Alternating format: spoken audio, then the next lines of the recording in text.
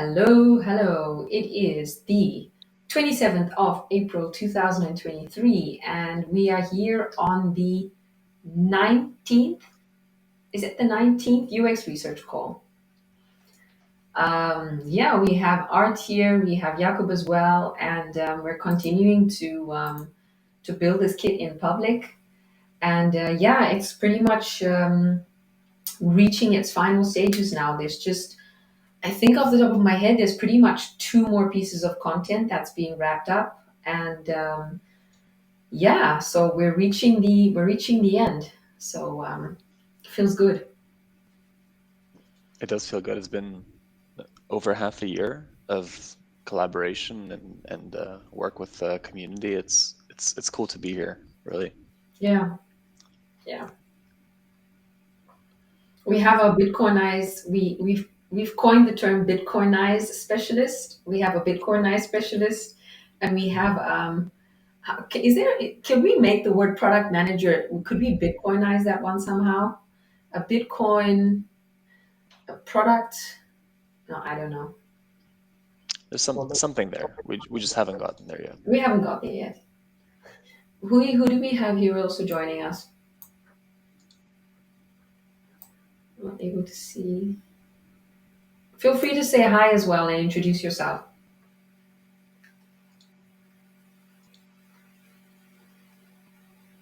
maybe it's Satoshi. Is it Satoshi? See Nakamoto. All right, yeah. Let's kick it off. How shall we do this? PM? Yeah. Yeah. Well, the the outstanding bits are in GitHub. So why don't we take a look at what we have there? Go through that, and I'll share my screen. 1 second here. UX Research Toolkits. I mean, big picture, we're at the closing end of phase 2. Phase 1 was I guess, trial in a sense of what this might look like. Phase 2 was more a complete collection of methods, putting everything together into a cohesive story, making it usable for different kinds of user groups, whether it's somebody just starting off or more experienced. And so where we're at now is we're coming to a close of writing up all that content. So let me share my screen. All right, no worries, Noe. If you want to ask any questions or anything, just feel free to post them in the message. So yeah, there's a few things that are pretty close to finished here in terms of content. I mean, I think we should eventually just come to an agreement of, can you please review this thing? Here's all the changes I made. Do you think it's complete? Yes, no. Rough consensus. Yeah. I think we're pretty close on most of these. Many of these, like, Christoph's build in public section is pretty clutch. Scrappy Research has a few more things that need to be done, etc. Right? Yeah, exactly. You've done the rapid prototyping contribution, so we're close. And then there's like operational stuff that we need to work on. These are kind of on the back end of, I'd say that the Bitcoinization of the toolkit is happening. Yeah. Right. The link outs, I could do like an audit of every one of the. Do you think the Bitcoinization of UX should have a separate article, or it's fine if it's every method has its part? What's your thoughts on it? My initial idea was that it could be both, but maybe that's too much. I don't know. I don't know. What do you think, Jakob? Because I feel like for sure within each of the write-ups, some of them have more Bitcoin aspects to them, and some of them have less. Like if you look at the usability testing one, which we were just working on now together, that one has quite a heavy Bitcoin element to it. The repository section, well, that's also pretty practical. It also has a Bitcoin element to it. The communication one, that one's quite tricky to make it more Bitcoin. But I'm curious about that discussion that you guys have in there because I haven't really gone into that one yet. But that's definitely an important one to touch on. So I'm curious to your thoughts on how you think we can make it more Bitcoin. I need to go back to the sections that are in review. I took a look at some of them, but not all of them. So I need to review them again. Um, yeah, but now I think there's probably maybe there's no way to have something written that is universal for the whole UX research field because, like, I don't know, repository is a very different thing from a method that you use. So it's like maybe it's better to keep it only per method. But yeah, I think I'll have more thoughts when I take a look at what's in the review. I actually want to give a round of applause here because Mikula is here. He Hey, is back in house. You Hey got guys, permission from the wife. sorry, I was on a previous meeting and ran kind of late. So yeah, happy to be back. How's it going? Good to see you again. It's really nice to see you again. How does it feel to be an, we won't say the word, guy? It feels very good. Awesome. Thanks for asking. Awesome. Good, good, good. Really happy to have you back. Sorry, Jakob, to your point, I just got really excited when I saw Jan jump on. But to go back to your point, you said you would like to review everything. Yeah, I think I will review what's there and just think about if anything can be added from like Bitcoin, strictly Bitcoin point of view. Yeah. I might need help in the scrappy research section, Yeah, but I you think it's worth just in general going through each one and kind of doing an audit. I feel like each one of us has an audit to do. Like for me, it's the ensure that the resources are there. I'll do an audit of all of them and kind of make a comment on each Mhm. one of the sections, right? Ensure contributors are acknowledged. Same thing. I think we're kind of at the QA wrap up section with many of them. Moderated usability tests, are they in progress? Yeah, I worked on actually. Jakob and I were working simultaneously on that today in the same Google document.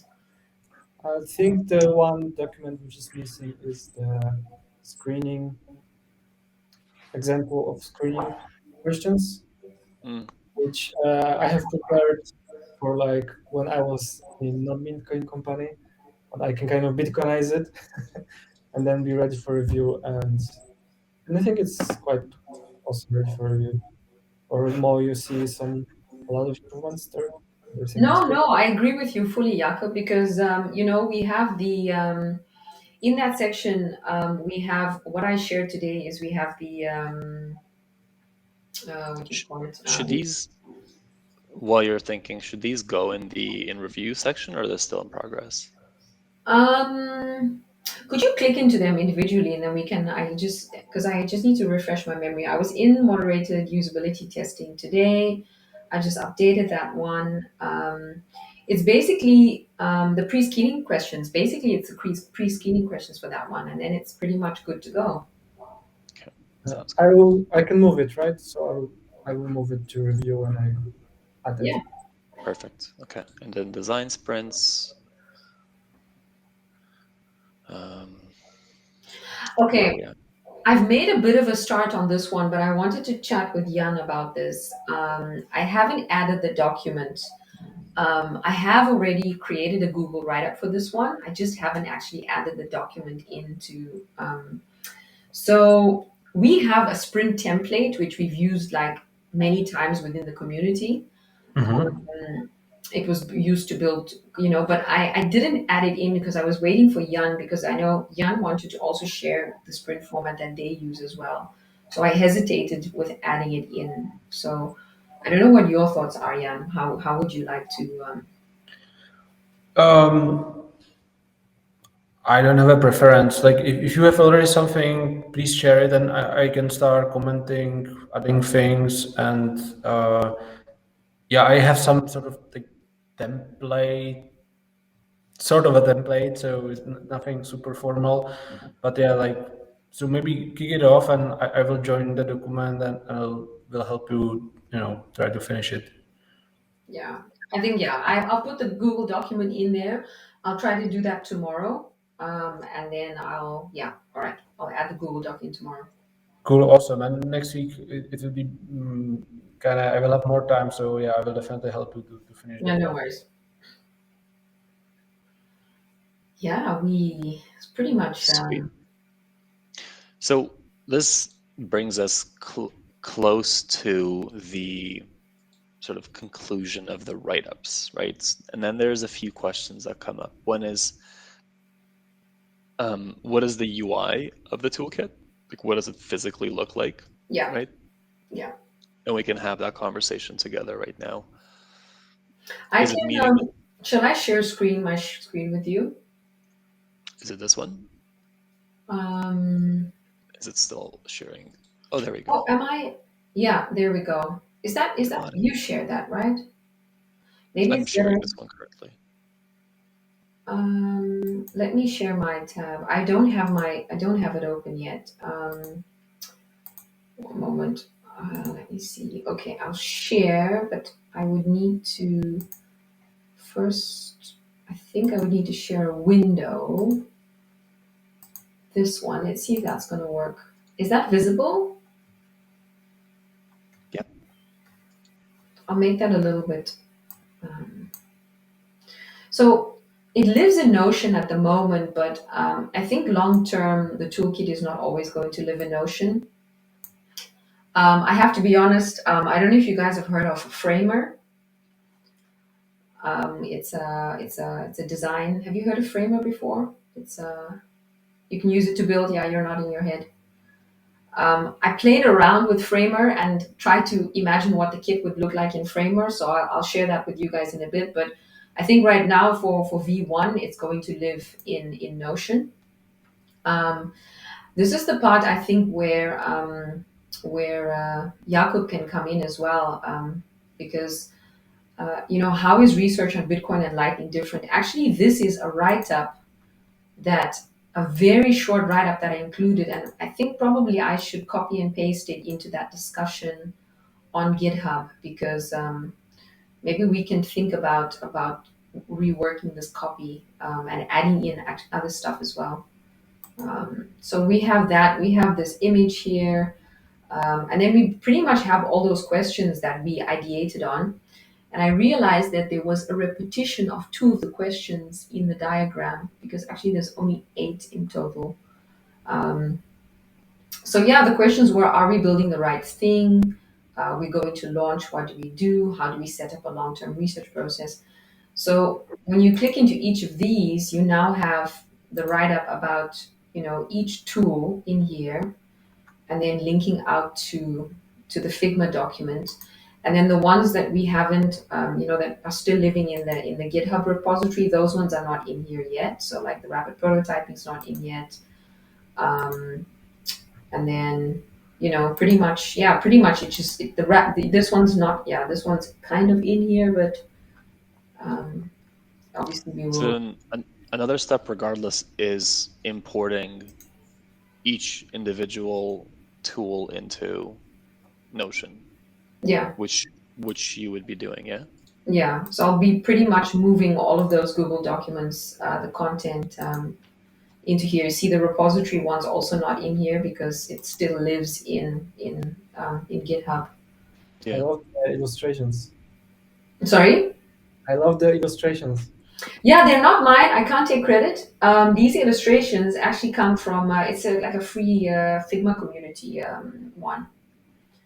But yeah, it pretty much lives in here. I don't expect it to always live here. I'm actually going to share. I don't know if my screen is still. Is my screen still visible? Oh, wait. Repositories. I will launch and I will share this tab instead. So I played around. I haven't put too much of time in this because I I am focusing on wrapping up the content of the kit. But yeah, I pretty much just I tried my hand on this, guys. I've never built a website before, so I pretty much just tried my hand at Framer, which is really fairly easy to use, at least, but it takes some time. Um, really started to. These are also free illustrations as well. I still We see Notion. Yeah, you're not sharing Framer right Oh, there. am I not sharing? Oh, sorry. Um, one second. Sorry. Here we go. So here. Oh, here we go. So this is took my hand at trying, to do stuff in Framer. Frame is really nice because you can pretty much build out these different frames. You build out the tablet version, you build out the phone version. As you can see, there's no navigation here, but I just played around with it. It seemed to be the most accessible for me. So I kind of just made this. The idea would be to add in a screen here, where the user's comment is here. This would be a Bitcoin product screen.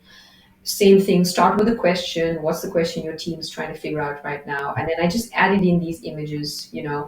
I was really playing around with what this could look like, you know, on a website. And then when you would click here, you would get the same thing. So are we building the right thing? And then you would get competitive analysis, rapid prototyping. You'd click into competitive analysis, and then you get the whole write up. So yeah, that was me playing around with Framer, but I think that's long term. I think right now it will have to live in Notion, and then maybe slowly move over to this one. So yeah, that's pretty much what we have. No, he says that this looks really good. Sorry. Yeah, I like it. I like the It's simplicity of everything. close finished. It's like almost. Yeah, I know. Like guys, like I literally went down the rabbit hole with this. I just sat and I was just hyper focused. I think for like 8 hours, and I said, yeah, I'm gonna figure out this Framer thing. But as you can see, like you need all of the individual pages to be created. Right now there's only a page for competitive analysis. That's it. I was meaning to try it, so maybe I can help you. Later. Yeah, if you're down with helping me, I'd be down for you. Play around. I will maybe I'll copy it. Yeah, for sure. Duplicate. Yeah, go ahead, Jakob. Do you know, like, is it possible to, if I work on a duplicate and then just move from one file to the other? Oh, I can invite you. Which email address must I use, Jakob? I'll type it. Just my name and. I can invite you to it. Cool. If I invite you, you'll have editing access. Great. Let me invite you. But yeah, I think that this is you can edit it now. You have editing rights. Great. Yeah, it's pretty much just copying and pasting all the content in. Because I know one of the comments was that they were, and in terms of usability as well, it just feels so much nicer on a web interface. So yeah. Well, this brings us to probably the closing question of the toolkit, which is put this in front of users and get feedback. And how do we want to do that? So in the first bit, what we did was we created a survey. From the survey, actually it was just a survey, right? We didn't have a lot of content, so we could use a survey. So the question turns the recording off. All right. Yeah, so how do we want to put this in front of people? Like, for example, the UX researcher in me says, put the Notion landing page in front of a user, put the Framer landing page in front of a user, get feedback. Instead of sinking time in waterfall and putting all your energy into building Framer, what if people like Notion more? Do you see what I'm saying? So how do we want to think about getting people's feedback about the toolkit? Good question. Yeah, this is our time to shine, man. This is what we're building. Good question. Jan's also brain is working. Jan's brain is working. I see it. The light bulb's it going may off. be valid to have both, actually, perhaps. I mean, that is one possible answer. I mean, Notion and framework. But, yeah, Sorry, maybe, I'm not specifically talking about Notion or Framer. I'm talking yeah. how do we get feedback about this toolkit in general? Yeah. What are your thoughts, guys? So, in order to get feedback, like we need to have somebody using it. And here's kind of a philosophical question: what it means to use our research toolkit? How we recognize that it's kind of you? Because once we somehow identify that someone is using it, then it's about talking to them. And okay, you can ask for interview, you can ask for filling a form, you can ask for anything. But I think the biggest struggle that, and I don't have an answer for that, is like, hey, how do we know that people are actually using it? Whereas maybe we have some statistics, I guess, from at least people reading it somewhere. I don't know, but yeah, Can like we find some Bitcoin builders and just find, I know, at least 3 who will agree to try to use it in their work, and also we could use it in our work. And then what's it called, this method, like a diary, right? So just ask them and make notes for us, or while they're using it, like make notes, kind of feedback, but not live feedback, or not necessarily recorded feedback, but just feedback at the same time they're using it. And I think that's one That's a idea. good one. I like the idea of the guerrilla testing because I enjoyed people. I don't know if this is guerrilla testing, but the idea of people just jumping on and you placing the product in front of their faces, and just being like, okay, initial impressions. Let's pretend you need to do some usability testing. How would you navigate? How would you find the tool to do usability testing? Or you would allow them to arrive on and say, what's the question that your team's thinking about right now? Or don't even say that to them, just let them arrive at the homepage and just let them free flow and just see really very raw, honest reactions. Not guiding them in any way, almost like what Jakub did. Jakob did the onboarding. I remember a couple months back, he kind of took someone through, but it wasn't guided. He just let them go through. And I think like that would work if we have some projects on Bitcoin design that are doing some project. We just give them this toolkit and observe, right? But we would need to participate in their, not actively in what they're doing, but just seeing how they do it. So we would not participate in the projects themselves. We would just observe, I guess, as in a guerrilla testing, how they use it. what are your That's thoughts, Art? These are all brilliant ideas. Like, I really want you folks to come up with ideas because, in a sense, this is the ultimate test of a UX researcher, is to be able to research the creation of a UX research toolkit. So I'm having a great time here, like watching all of your brains, like, brrr, you know what I mean? So Mo, what about yourself? So you mentioned guerrilla testing. What are other thoughts or ideas that you have? Yeah, I like the idea that Jakob said as well. Is let's connect with people, projects in the community, and say, hey, you're designing a wallet at the moment, and let's pretend that you're going to use the kit. So how would you use it? Like, just tell us how you would go through this and that kind of thing. Um, just really practical. I want people's raw, honest reactions.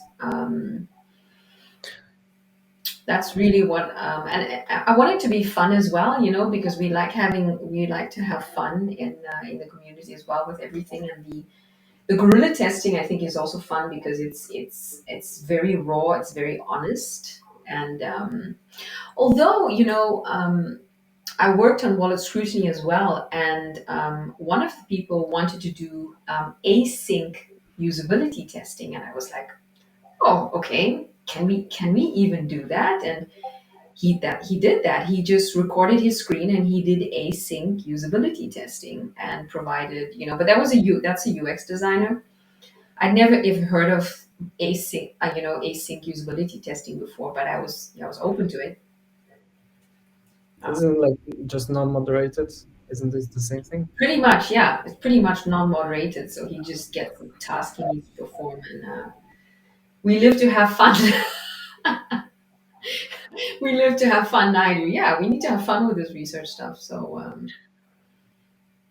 I will kind of be now very very chaotic in my thinking, but like I will tell you a story. With Ins1, we are building this application, and we wanted to collect kind of more reviews in App Store. So what we did is that after third purchase of your Bitcoin, we show like this message, hey, help us on our Bitcoin mission by giving us a review. And I think it's actually working quite nicely. And I'm thinking how to because I think one thing is how to basically sort of push people to do sort of moderated usability testing, whatever. mhm. But the problem is kind of that those people, you basically are kind of a sales guy who is selling this, and then you are kind of pushing them and you try to get early feedback, which is definitely great, and I definitely before trying that. But also, it's great to get feedback from people who kind of organically somehow uh, end up on our search toolkit, and they were somehow using it, maybe some part, and so on. And I think the feedback from those people would be interested. So I was like thinking, okay, but like we have it open, so I started to have like ideas like, okay, so what if to every page, every kind of asset that we are creating, we would put some box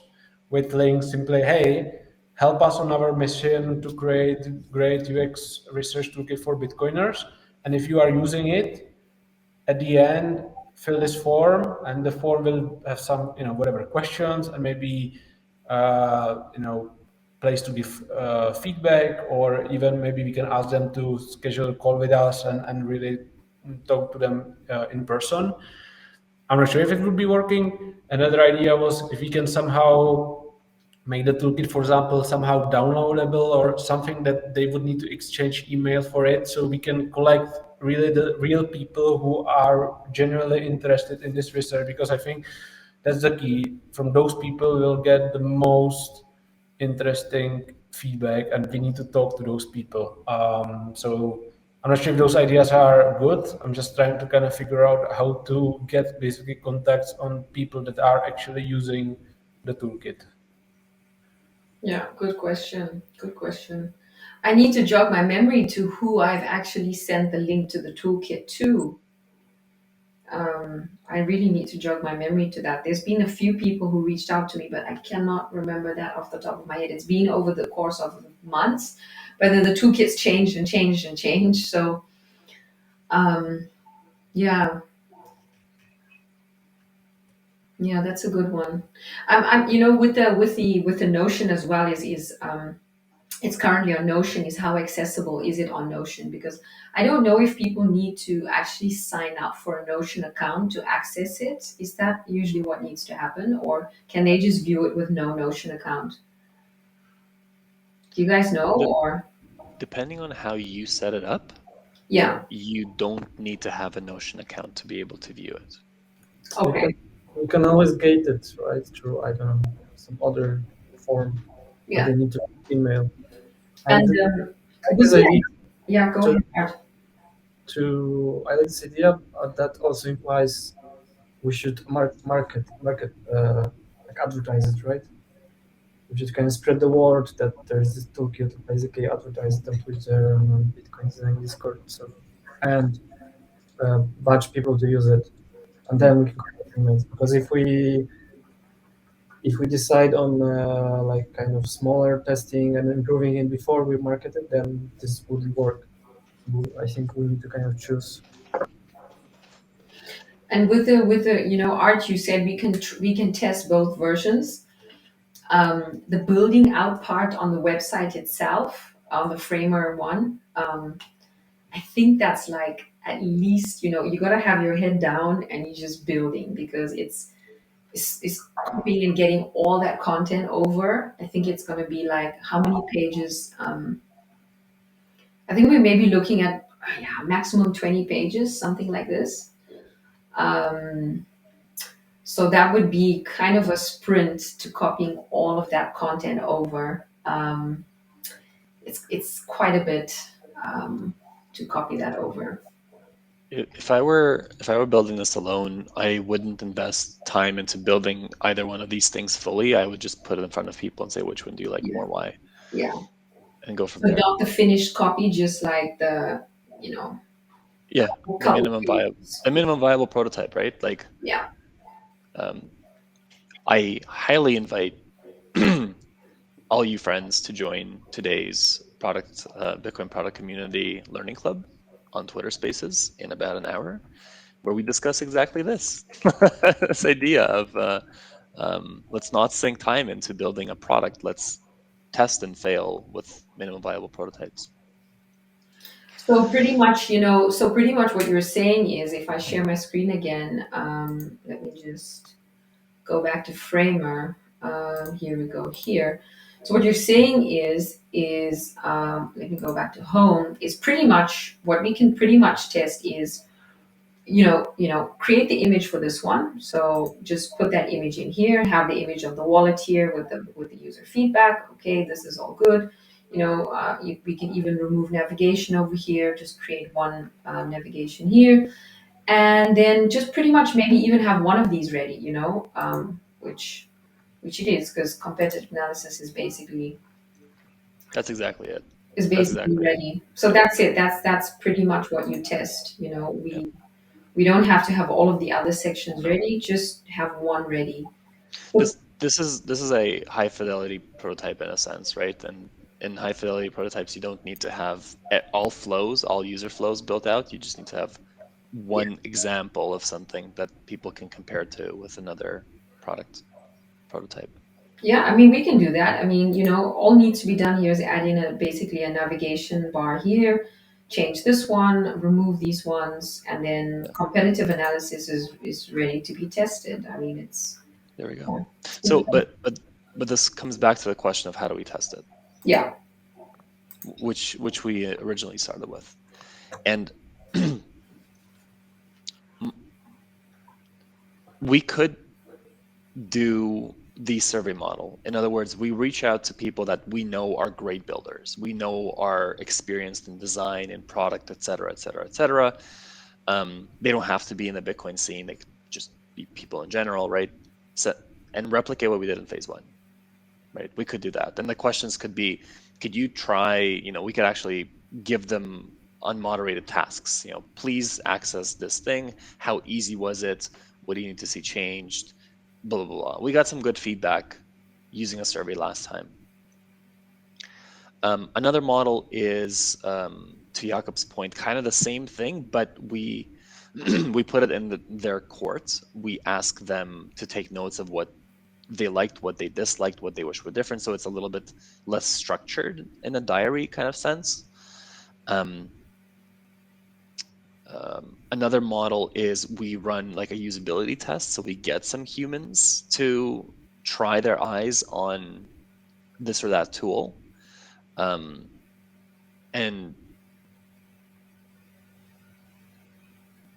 literally interview them, literally do that whole thing, right? And there's drawbacks and advantages to each. What do you folks think is the most efficient way of gathering insights to move to the next step? I'm hesitant with usability tests because I mean we can usability test like the structure and the interface, but it's hard because there's so much content rich, and there's when you're doing research, you kind of you do it like usually alone, like you read. It takes time. Like it doesn't really like a real research preparing research situation. It's very hard to like uh, fit into usability testing. That's why I think the diaries kind of fits better here. Okay. But testing would work with like interface of the website, just a structure of the toolkit. I think so. So we could ask questions like, okay, so you have this problem. How would you try to find it? How would you use this website to try to solve it? Um, yeah, so we could do both, but we need to know how it should help us. What do you think, Jan? I like the diary thing because I think the question that I'm mostly interested in is like in what context and with what struggle or for what struggle they use this UX research kit. So I think the diary will give us better answers. Mm-hmm. Still struggling to understand basically what it means to use the kit. Is it like, hey, okay, I want to build this product, so I will kind of read everything and kind of educate myself, and then I will show it to my colleagues. Is it the usage that I don't need to basically explain it and I'll just sending it to my colleagues so we are all on the same page? Or is it the usage that I will take, I don't know, the design sprint template or the user testing template or whatever templates, and because I'm interested in this product, like, right, like I'm trying to really understand what it means using it, because then we can testing it, and like if you don't really know what means using it, yeah. So basically, I don't know, maybe you guys, because you are talking to people, so you have better understanding like how they will be using it, but this part is a little bit unclear to me. Mm-hmm. Mm-hmm. It's a good question because we have like the toolkit has a few structures, let's say, and it's structured from many different things. So question is, do we like just present it in its wholeness and just ask about each part separately? I mean, with the diary, I haven't done diary research, but I suppose we could prepare, questions. We could ask for notes, open notes, but also prepare some questions regarding each of the parts, and then say, okay, this part are great, this part sucks, or I haven't used this part at all. I use this part. I use the questions path, right, or I used I don't know, templates that are prepared. So we can verify which parts of the toolkit are used and useful, which are not. What if we test an MVP and build the framer? So let's say we just test one section. We can. Let me just try. I'm just going to think out loud here. So what if we just test out only the question, are we building the right thing? And then we only test out, are we building the right thing section also in Notion? So that would only allow the person to go, to these two here. So we could pretty much build those out really fast, because, it's just adding in the content for the rapid prototyping section, um, making a copy of the Notion one right now and just only creating it in with this section and say like, this is the only thing we want, general impressions, and we want only testing out on one section. But I don't know if that fully answers Jan's question, because Jan's question is a bit more broader, is in terms of, which sections are they using and which sections are they not using. And that testing process that I just outlined doesn't quite answer that question. Well, I would go even further. I think for me, it's the question is not about like which section or which specific asset, but it's really in what context. Because, for example, if you do user testing of a product, basically you are testing if, because you know about the problem and you are testing if the solution is right for them. Mm-hmm. Here, I'm trying to understand for what problems the user toolkit will be used, right? And again, so for example, if for example I know something about UX research because I'm a designer in a company, and but I want to kind of persuade my whatever boss or my colleagues that we should do this, I will send them this kit so they can read about it and see kind of arguments why this is useful to kind of include it in our practices. So and then the user testing will look like, hey, like we need to find a designer who knows something about research and basically sending it to colleagues, and how just basically people that are not interested in research, like how it will convert them to basically support this guy in doing research, right? But I don't know. I'm completely making this up, so maybe this is not real problem, right? Maybe it's a founder who basically doesn't have any design or whatever, and basically he tries to do it kind of itself, or right? Like Well, yeah.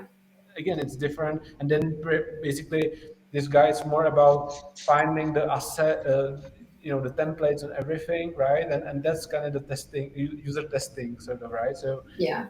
um, So he's the user who will be like, hey, I'm going to skip the read up process.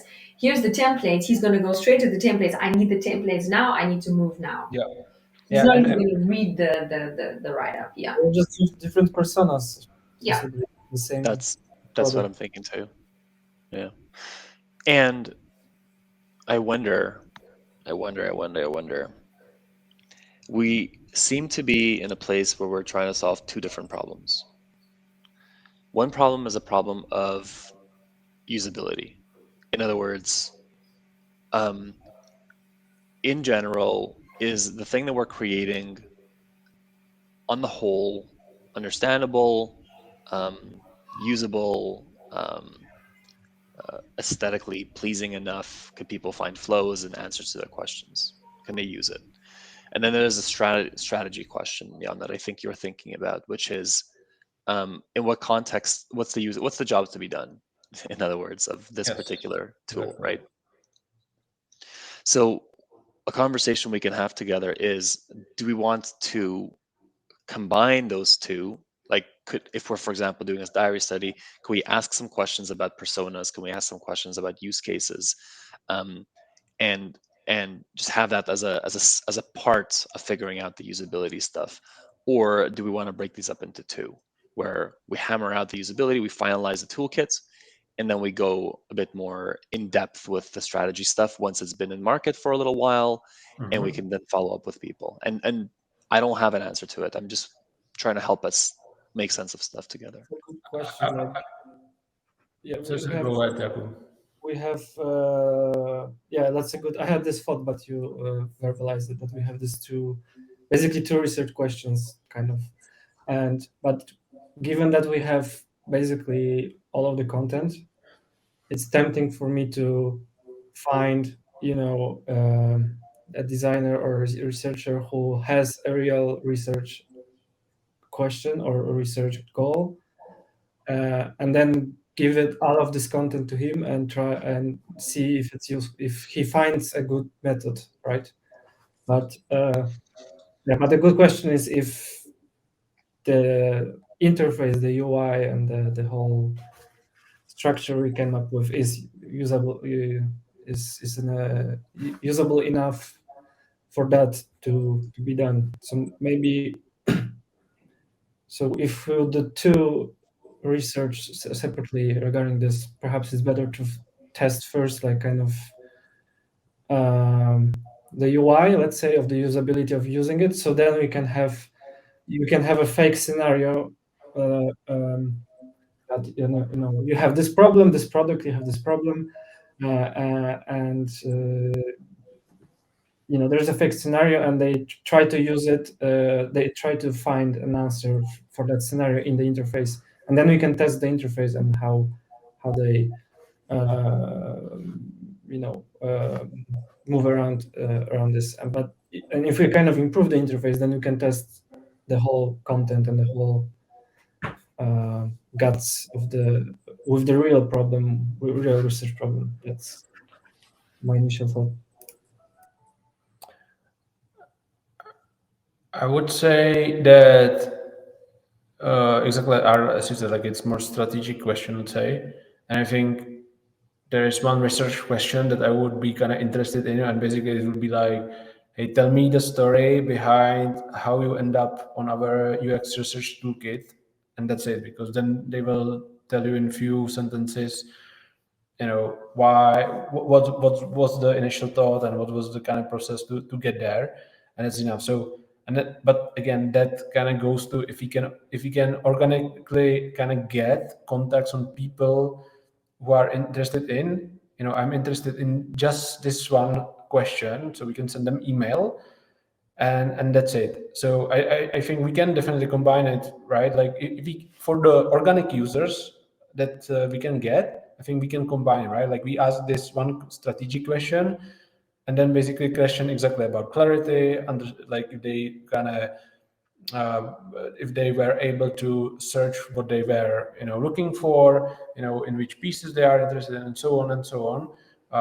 But for me, the strategy question is just, hey, like, why you started to look for the UX research toolkit in the first place, and that's it.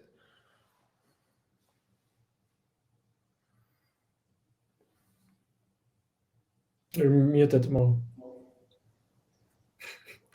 Oh, Mo, you're muted. it looked like you were deep in thought. I was just spilling my thoughts here. Okay, let me get them back. Okay. Because Jan, what he said, and it just shot me into my next one. So what Jan said was, what problem are you facing that's bringing you to the toolkit? Can you tell us about that problem? So, and then the next part of it would be, okay, now you found the solution to your problem. Tell us how it makes you feel when you're interacting with the solution. And that's touching on what Jakob said is the UI. So really it's two questions. The first question is, could you tell us about a time when you were looking for, I don't know, we have to word it in the right way. Can you tell us about the last time that you were looking for help in terms of UX research, you were trying to understand something about your users? Then they type. And then the next question would be, okay, look, we actually have a solution for you. Here's the solution. Tell us how you feel when you're interacting with the solution. Be open, be honest, nothing, don't hold back anything, kind of thing. Just two questions. Could it actually be that simple? Could those two questions give us all of the insights we want? I don't know. I like it. It's simple, right? Like, what's the problem that brings you here? And when you use the solution that we provided you, how did you felt about it? Any feedback? And that's it. That's it. Two questions. Could it be that simple? Could UX research be that simple? Two questions. Right. The tricky part here is to get people land on the UX research toolkit. Yeah, exactly. That's we need to, because if we're asking them to land there, like if we want the, like in that scenario, we assume they. It's not like we are reaching to product builders, but they are coming right to the. Yeah. Not necessarily. It- Okay. because then they really find the toolkit with their true needs, right? So we can ask these questions, but that means we need to like advertise it, like we need to promote it, basically, right? It feels like we need to force their landing on the kid because I don't know. I see Jan's face, because I don't know who's, people reach out to me and then they're asking me, like, this is my question. So I've never really, like, I don't know if people visit the Notion link and use it. I've had two people reach out to me in the year, recently within the last 3 weeks, like, Mo, can you send me a link to the kit? And someone else asked me a question. Oh, that's good. Maybe if they are reaching to you, I think that's a good. You can just send them these two questions. Yeah, I could. I guess I could. That's exactly it. Yeah. Good. Quite literally. Yeah, that's it. Pretty much. And then could we could to figure out the UI experience, we could send them the framework version and send the do we want send them the framework version and then send them the Notion version? Or do we just say, let's leave out the framework version for now, that's for later. Let's just send them the Notion version. I think I would leave it out for now. I think so. How do we know we're successful? With not necessarily the toolkit, but rather with the research approach. Good question.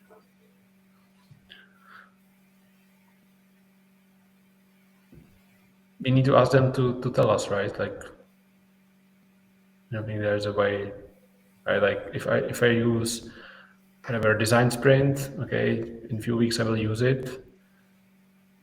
If they don't tell us, we will not know it. Yep. And that is a very fair point. And also, how many folks do we want to hear from to know that we can proceed with next steps? Or is it more iterative where each person dripping in insights is then a step that we take, right? How do we think about that? I feel this is like continuous research, right? Because my expectation is actually that we are talking about UX Research Toolkit as a product, but I have a sense that it's kind of multiple product, and this is just kind of family of products, right? That because maybe there are person who is exactly interested just in usability testing, and he will using that product, and maybe later on he will, okay, I want to do more research toolkit. So I think it's about, I think this, as with each product, it's never done, right? So I think it's basically as much feedback as we can get, and then based on that we can kind of continue. But yeah, I feel that it will be like people will perceive it as multiple products. And like I'm looking for UX research toolkit. It's more like, I heard about this design sprint, I read about something, and I want your great templates for it, or I want great templates for the usability testing. And then maybe because we will kind of promote other methods, they will start learning about other things, and they'll say, maybe I can use the other product as well. So that's kind of my suspicion how it will be used, but I might be very wrong. It's a very good point. It's exactly the same like with Bitcoin design guide. Like you have a guide, you have a Bitcoin Figma kit, you have Bitcoin icons. And it's a kind of whole family of different tools and products. And we're creating something quite similar, but more on the research side. Yeah, that's a good point. And I will tell you a story about it because you're exactly right. Like a couple of months ago, I was exactly looking for a Bitcoin design guide because we were working on specific features. So I was really looking about specific, I think it was about whatever, sats versus Bitcoin unit, I think something like that. I was kind of checking for solution because I was really having, we had problem, we had some user feedback, whatever. So I was saying, okay, hey, so what those guys have to offer, what kind of solution? And yeah, it was useful. And then I read some other part because I was interested in it. But like what brought me there was exactly this was my struggle. I need to figure out like what's the best solution. And that's why I ended up on Bitcoin Design Guide. Yeah, problems bring people to products. Exactly. Yeah. It's a I'm quote of just the really day. enjoying this conversation. This was a good conversation. How we just everyone came together, and then there's the research approach. The research approach is two questions. Done. That's it. It answers the UI side of things. It answers the strategic side of things. Why are people coming to this? What's bringing them? What problem are they facing that brings them to it? So it's kind of like jobs to be done meets unmoderated usability testing. I would throw in something practical for, mildly autistic people like me, and that's like what do you most enjoy about it? What do you wish were different? Just to get that in there to help people articulate those thoughts. Yeah. And then we're meeting some of those functional requirements, but also more the strategic questions too. Yeah. Sounds good. We're on the hour, so what do you guys want to do for next steps? Mo, you and I could officialize this approach and discuss how we'll implement it. We'll roll it out to Jakob and Jan, get some feedback, and go from there. And otherwise, like again, GitHub, we're all pretty close to finishing this thing. Oh, exciting. Super exciting. Awesome. Guys, I need to drop All off. right. Thanks for a great discussion. See you Congrats, next. Jan. See you you next again. time. Bye-bye. Bye. Yeah, we can pretty much wrap it up. I think that's a good You approach, Art. invitation to turn off the recording. I'm going to end the recording. 1 second.